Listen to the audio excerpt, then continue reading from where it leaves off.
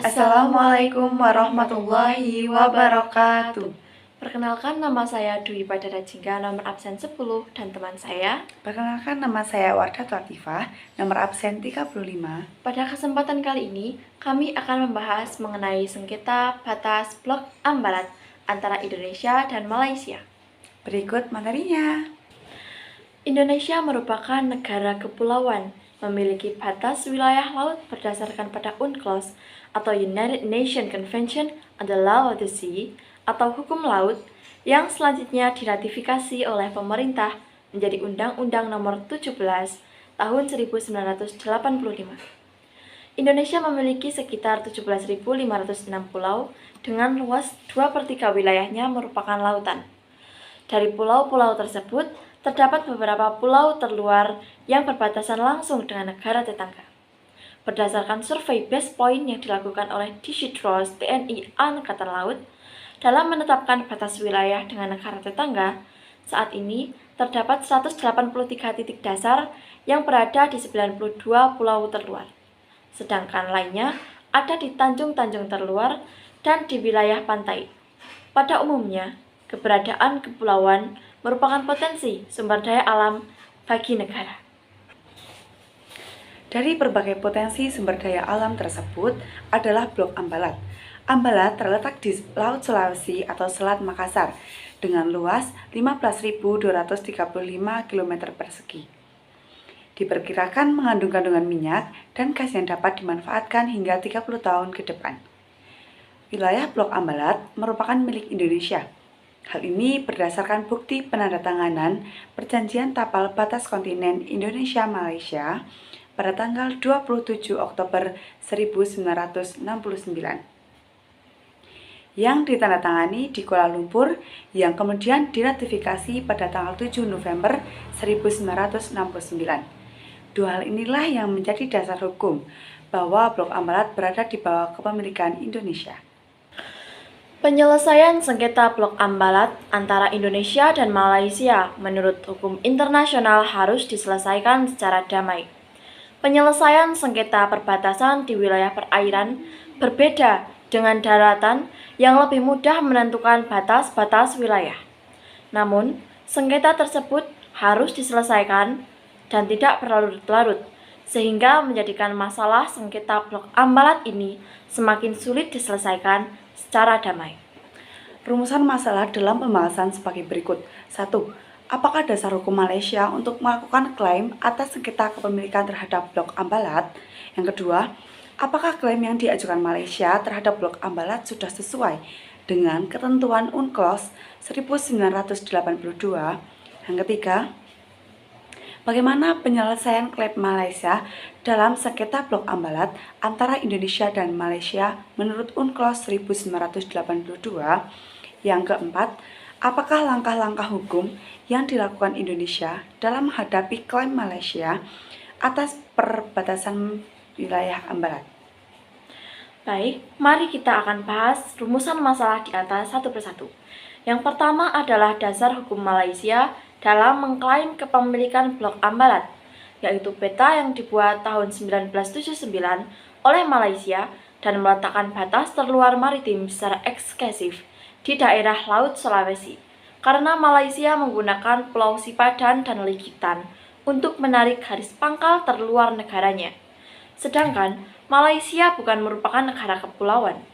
Selanjutnya, Malaysia menggunakan pasal 121 UNCLOS yang menyatakan bahwa tiap-tiap pulau berhak mempunyai laut teritorial, zona ekonomi eksklusif atau ZEE, dan landas kontinennya.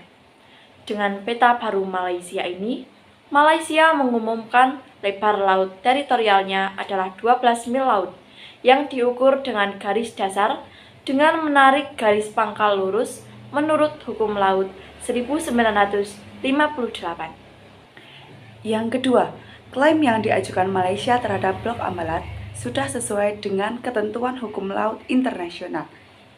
dan menggunakan momentum kepemilikan atas Pulau Sipadan dan Legitan yang sebelumnya memang disengketakan. Hal ini berbeda dengan Blok Ambalat yang sebelumnya tidak ada sengketa dengan Malaysia, karena Malaysia belum memiliki landasan hukum yang kuat. Bila menggunakan peta tahun 1979, maka klaim tersebut lemah, karena peta tersebut dibuat secara sepihak dan mendapat penolakan dari Indonesia dan negara lainnya. Namun, bila menggunakan dasar kepemilikan Pulau Sipadan dan Legitan, termasuk wilayah lautnya sesuai dengan UNCLOS pasal 12. Hal tersebut bisa dimungkinkan dijadikan alasan untuk mengajukan klaim terhadap Blok Ambalat dari Indonesia. 3. Penyelesaian klaim Malaysia dalam sengketa Blok Ambalat antara Indonesia dan Malaysia menurut hukum laut internasional, yaitu dengan memberikan kebebasan bagi kedua negara untuk memilih prosedur yang diinginkan sepanjang itu disepakati bersama. Dalam Piagam PBB pasal 33 ayat 1 menyebutkan jika terjadi persengketaan hendaknya diselesaikan dengan cara negotiation, inquiry, mediation, conciliation, arbitration, judicial settlements resort to regional agencies or arrangements or other peaceful means on their own choice. Malaysia dan Indonesia sepakat untuk menggunakan metode negotiation atau perundingan diplomatis sebagai langkah awal untuk menyelesaikan persengketaan mereka. Hal ini terlihat dari pertemuan-pertemuan yang sudah dilakukan oleh perwakilan kedua negara. Penyelesaian kasus batas maritim dapat dilakukan dengan negosiasi atau bantuan dari pihak ketiga. Sejauh ini, Indonesia dan Malaysia memilih negosiasi sebagai jalan penyelesaian sengketa. 4. Langkah-langkah hukum yang dilakukan Indonesia dalam menghadapi klaim Malaysia atas perbatasan wilayah Ambalat terdiri dari strategi diplomasi luar negeri dan peraturan perundang-undangan. Kementerian Luar Negeri menekankan pada soft diplomacy, yaitu cara penyelesaian masalah secara halus, tetapi tetap mempertahankan misi dengan kuat tanpa merendahkan harga diri bangsa Indonesia.